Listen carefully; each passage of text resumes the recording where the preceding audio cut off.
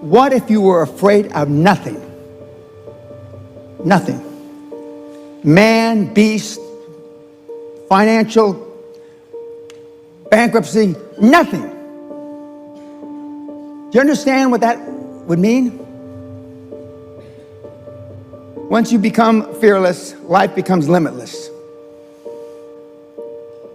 I'm not afraid of anything. I should be dead by now. I've been run over by a charging buffalo. Got up, chased it down, killed it. Killed a Kodiak bear with a knife. You can't kill me. I believe that with all my heart. You can't fucking kill me.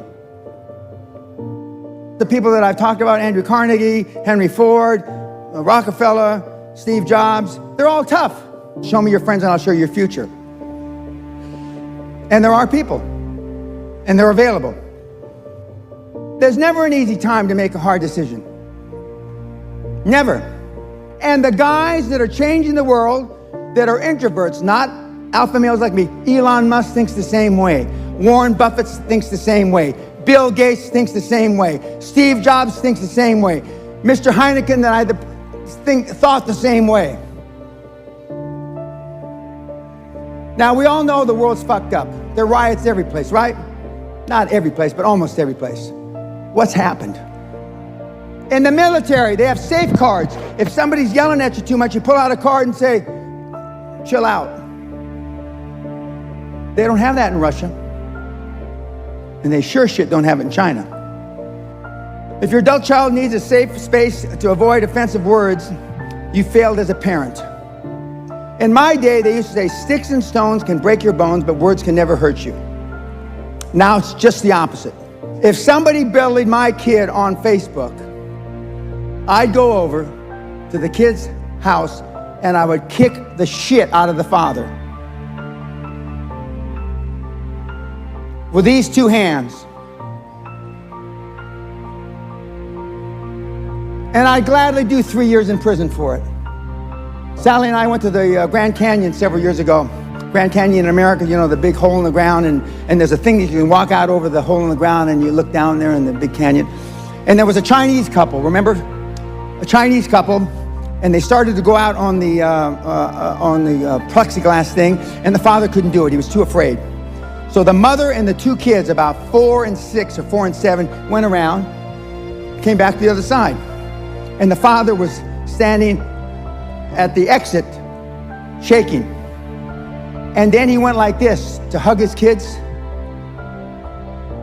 The children were so embarrassed, neither one of them would hug their dad, and they walked past him. Because he was the only father that didn't go out there. That father, that wife, and those two little shit kids will never forget that incident as long as they fucking live. I should have thrown the old man, that little skinny little Chinese guy over the thing. At least he would have died with some fucking glory. If anything, seminar offends you, your parents raised a pussy. Okay. Now, when kids are 6 months old, they're pretty happy, unless they got a diaper they need to be changed, right? Kids are happy, slappy happy, right? When they're 3 years old, they're still pretty happy. When they're 7 years old, remember, self-esteem is built the first 7, 8 years of life. But then something happens. And who are you around the first 7 years of life? Normally, a mom, maybe a dad, a grandparent, an older brother and sister. But then life happens. Now, they call it hormones when they turn 15. And then by the time they're 20, they're off the charts. And by the time they're 25, as some of you are in this room, they act crazy. Because life catches up to you, because you're now being released into an environment that your family can't control. And if you thought your family were a lack of role models, when you get out there, all the role models you're going to come up against are even worse than your family. Because arguably, ostensibly, your family at least should love you. Other people may pretend to love you, but they don't really love you. Now, I'm not saying love is the answer, because if love worked, you wouldn't be going to seminars. You don't have to be able to rant and rave like I do. But what you have to be able to do is pull the trigger, take action. And reading books and listening to podcasts is not taking action. It's just another form of procrastination. I work at it every fucking day. I don't sit around having lattes, chilling with a Riesling by the canal in the sun. Now, we have people that come to me that are so embarrassed of being a snowflake that life expands and contracts with courage through pain. And now the kids don't want the pain. They want to expand. They want to be able to read a book, listen to a podcast, and expand. I'm attempting with all the knowledge I have to instill in you the psychology of the high performer. You know, Steve Jobs changed the world. I think everybody will agree with that. He wasn't such a nice guy, though.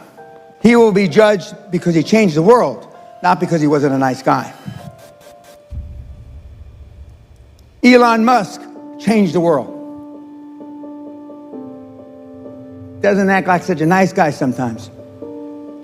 He will be judged for the world he changed. You can overcome fear by positive experiences, and one of the things I do is I jump out of planes, I jump bungee, etc., etc., although I'm pretty much past being afraid of anything.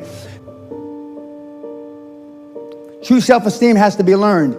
Now, the self-esteem that you can learn now at your age isn't the kind, the rock solid from 7, 8 years old.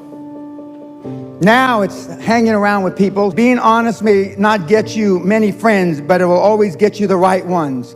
And what I want you to do from this point forward, no matter if you hated what I said or the way I said it, is choose carefully the people that you associate with. Machiavelli said, you know, a ruler is judged by who he surrounds himself with. If I were to decide what kind of person you were by the people that you are closest to, what would I think of you? How would I judge you? Buffett, that is. You will continue to suffer if you have an emotional reaction to everything that is said to you. True power is sitting back and observing things with logic, and power is restraint. True power is restraint. If words control you, that means everyone else can control you. Breathe, let things pass. Most of us care what other people say, and most people care what other people think. And if you can just reduce that emotional baggage just a little, you have no idea how much freer you're going to be and how much more you're going to accomplish in your life. And as I said a minute ago, the first method of estimating the intelligence of a ruler is to look at the men he has surrounded himself with. And this is old man Heineken, Gerard Heineken, back in the day, 1864-ish, who was ruthless. The Heineken family is an icon. They've done a lot for the country. I'm not taking that away. And that's the guy, more recently, Freddie, who's his grandson, I believe. And now his daughter, who is the top dog at Heineken, I believe. And she's tough as nails. Again, success leaves schools. And they're Dutch, right? Or they pretend Dutch or real Dutch. And they're tough as nails. And at Apple's CEO, Cook regularly begins sending emails at 4:30 a.m. and previously held Sunday night staff meetings by telephone to prepare for the next week. Cook shared on May 13th that his leadership focused on people, blah, blah, blah. He's waking people up at 4:30 in the morning. He's tough.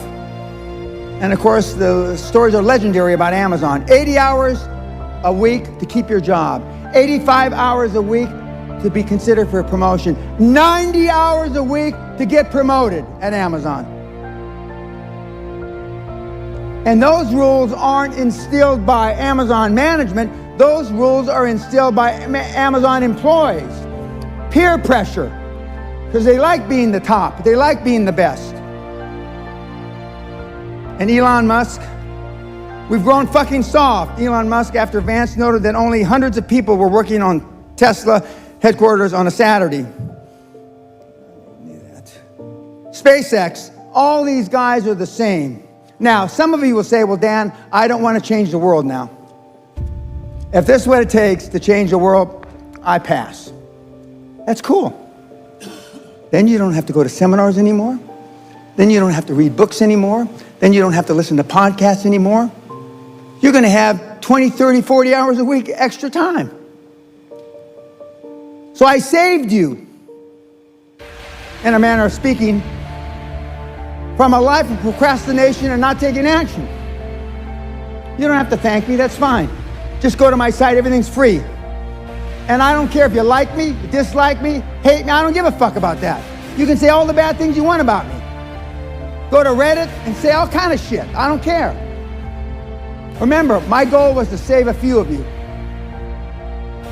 And the Dutch crowds are always hard. My mentality is that of a samurai. I would rather commit seppuku than fail. Elon Musk, that means kill yourself. He would rather kill himself than fail. All night, no friends, nothing. Elon Musk reveals the lonely 24 hours he spent for his last birthday. Gee, what a shame. It's lonely at the top. Eagles fly alone. Eagles fly above the clouds. Mentoring. All top athletes, they know that Bill Gates has a mentor, we know that. And I made you feel better yesterday by telling, it's the truth, Warren Buffett, Mark Zuckerberg, Elon, and Bill, or like most in the audience, introverts. There's nothing wrong with being introverted. There isn't, as long as you take action. Show me your friends and I'll show you your future. And these are the guys that I model: Socrates, Aristotle, and Plato. And I've been privileged to speak in front of the Nail SEALs, Special Ops, Green Beret, Army Rangers, fighter pilots for 5 hours on how they transition out of the military into the real civilian life. Now, why did they ask Dan Pena, 73-year-old man who hasn't been in the military for almost 50 years, to come and transition trained fucking assassins? Why didn't they ask all the guys you listen to? If it's not obvious to you, you ought to go blow your fucking brains out. Because I am the real motherfucking deal. And I scared the Special Ops. I scared SEAL Team 6. And what you've dealt with heretofore is not the real deal. And that's why Michael has me here. Because I am the real fucking deal.